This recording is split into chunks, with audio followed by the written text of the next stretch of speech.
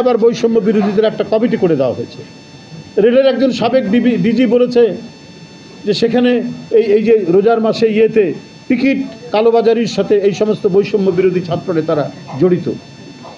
শত শত কোটি টাকার আপনার টিকিট কালোবাজারে টিকিট বিক্রি করা হয়েছে, তারা বাণিজ্যের সাথে যুক্ত। তো সেটা অন্তর্বর্তীকালীন সরকার দৃঢ় হাতে সেটা তো দমন করা দরকার ছিল। এটা তো হয় না যে ছেলে পাশ করে চাকরির সন্ধান করে চাকরি করবে, সে যদি হঠাৎ করে অনেক টাকা দেখে ফেলে, তার মাথা তো ঠিক থাকার কথা না। তার নৈতিক উৎকর্ষতা বৃদ্ধির জন্য যে সুযোগ, সে সুযোগ তো সে পাচ্ছে না। কারণ সমাজের মধ্যে এমনই দুষ্কৃতিকারী মানুষ আছে এই ছেলেদেরকে নষ্ট করার জন্য, তারা নানাভাবে গিয়েই তাদেরকে টাকার উৎকোচের লোভ দেখিয়ে তাদের যে স্পিরিট, তাদের যে আপনার স্বচ্ছ যে চেতনা, এটা বিকৃত করতে পারে। তার কিছু কিছু আলামত তো ফুটে উঠছে। কেন রেলওয়ের মতো একটি ডিপার্টমেন্টে বৈষম্য বিরোধী ছাত্ররা তারা সেখানে ওয়াচডগের ভূমিকা পালন করবে? তাদের হচ্ছে ক্যাম্পাস।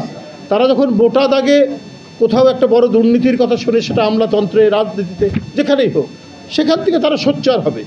তখন সরকার সতর্ক হবে, ব্যুরোক্রেসি সতর্ক হবে, সবাই সতর্ক হবে। কিন্তু তাদেরকে যদি মন্ত্রণালয়ে বসিয়ে দেন, তাহলে তো ফাংশনাল একটা গভর্নমেন্ট হবে না। তো সুতরাং বিষয়গুলো অত্যন্ত জরুরি বিষয়।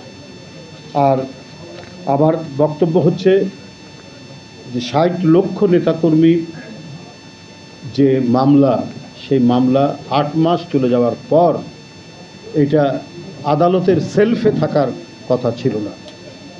অতি দ্রুত এই মামলাগুলোর নিষ্পত্তি করে ১৫-১৬ বছর ধরে যারা বাড়িতে যেতে পারেনি, এলাকায় যেতে পারেনি, নিজের মা বাপের সাথে ঈদ করতে পারেনি, স্ত্রীর সাথে, সন্তানের সাথে যে দেখা করতে পারেনি, এরকম পরিস্থিতি গেছে, তাদের এখন হয়তো পরিস্থিতির উন্নতি এখন যেতে পারে, কিন্তু মানসিক স্বস্তিতে পাচ্ছে না।